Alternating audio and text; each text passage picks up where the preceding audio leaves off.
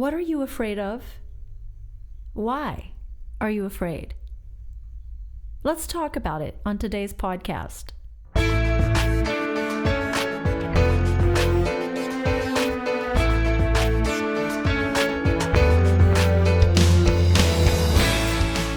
Hi, this is Eric Copeland, president of Creative Soul Records in Nashville, Tennessee, and you're listening to the Brand New Me podcast.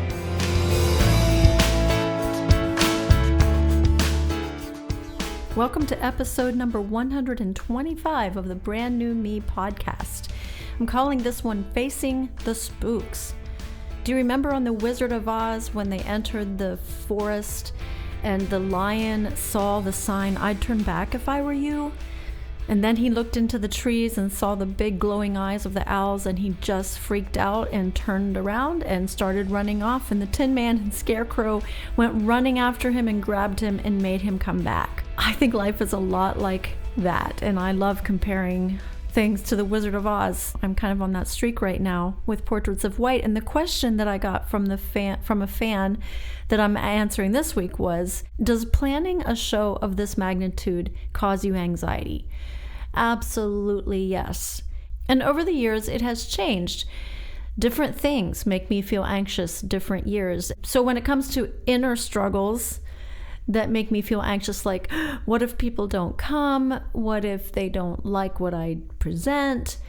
I've kind of gotten over those. After this will be year number 8. I've learned that people do come and people do love what I present.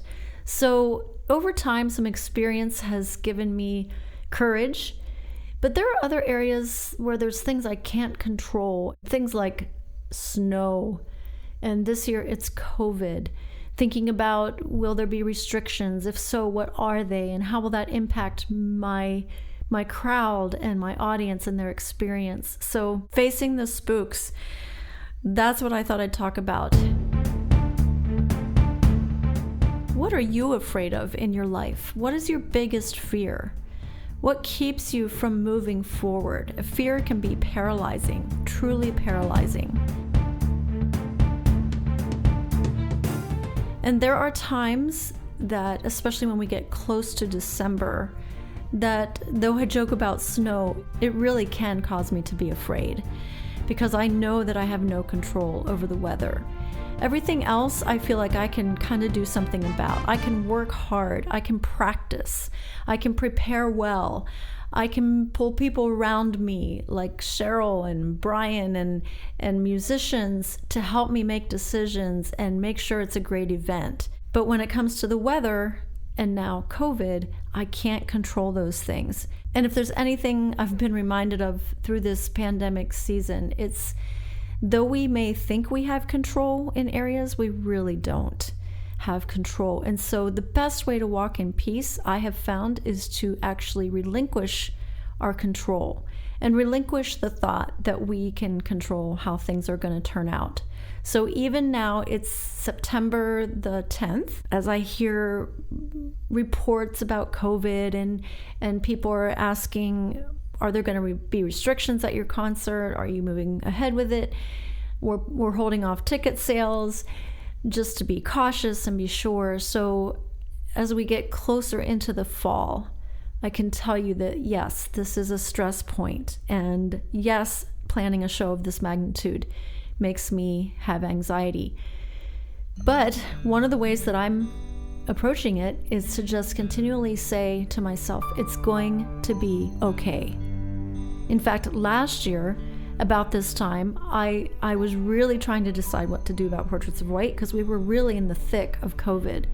And it was becoming very obvious I couldn't do a live show, but I got an idea to do a DVD and still present something to the audience. So it kind of taught me last year in a new way through experience that it's all going to be okay. Maybe it won't work out exactly as I hoped or as I thought or planned, but I know that it's going to be okay because I've learned to find contentment no matter what. Yes, I pray, and yes, I make petitions to God and ask for certain things, but in the end, truthfully, I surrender everything to Him. And I just have to know it's going to be okay. And there will still be days when I will be very stressed. I will sit and eat M&Ms, peanut M&Ms, and not even be thinking about it. And then I realize, oh, I'm trying to self-medicate my anxiety with food, and that's not good. So as long as you're aware of your fear and then working on why are you afraid, and then if the worst thing happened around your fear, could you still be okay? So that's how I would face the spooks. Identify your fear, ask yourself what you're afraid of, and then ask if that came true, then what? And if that came true, then what? And could you be okay? Would you be okay? Can you surrender and find joy and contentment no matter what circumstance you find yourself in? That's how I'm encouraging you to face the spooks. Now, there's a lot more to it, and I'm not trying to just make light of anxiety. I'm just telling you that that's how I deal with things, and the show might seem like a small anxiety to you, but there are other things in my life that are much bigger anxiety that I have to continually work at and use these same techniques with, and say, if the worst happened, would you be okay? And could you make it through? And I'm finding that the answer is yes. Would it be hard? Absolutely. Is that part of life? Yes, it is. I know that's maybe not the most hopeful thing you wanted to hear, but that's just how I realistically deal with anxiety. I try to get to the root of it and then say, you know what? So COVID has affected my music life. What can I make possible out of this?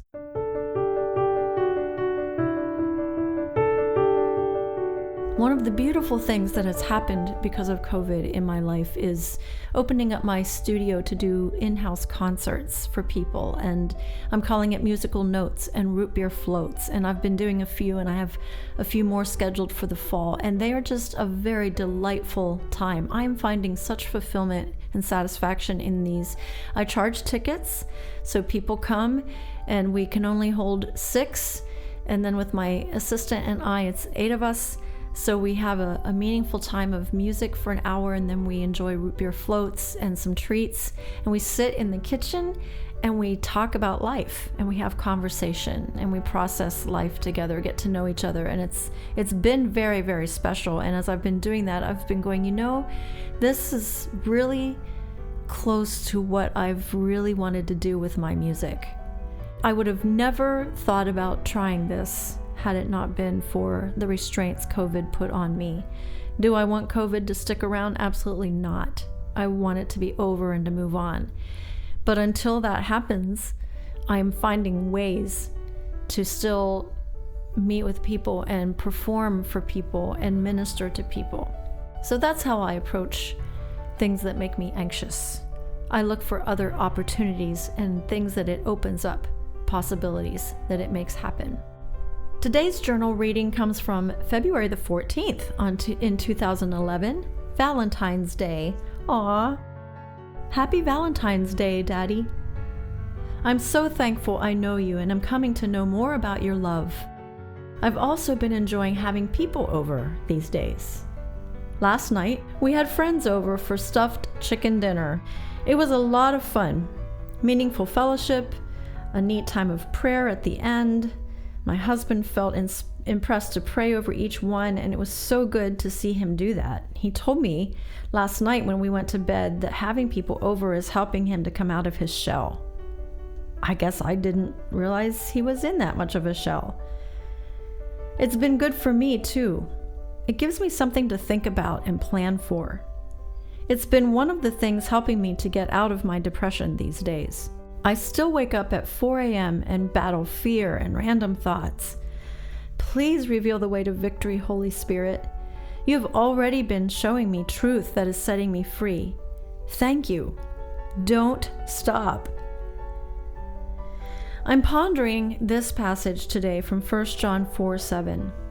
Dear friends, let us love one another, for love comes from God. Everyone who loves has been born of God and knows God.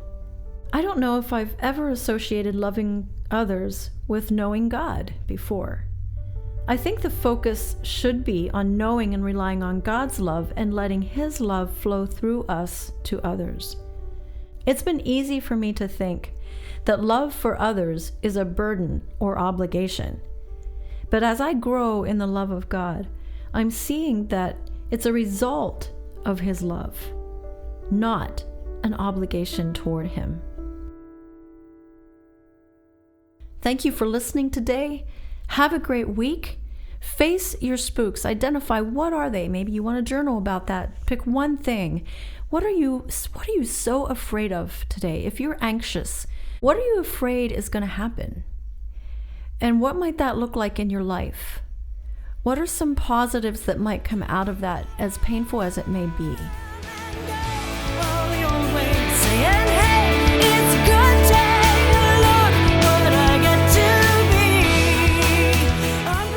If this podcast is helpful to you, did you know there are 2 main ways you can support it?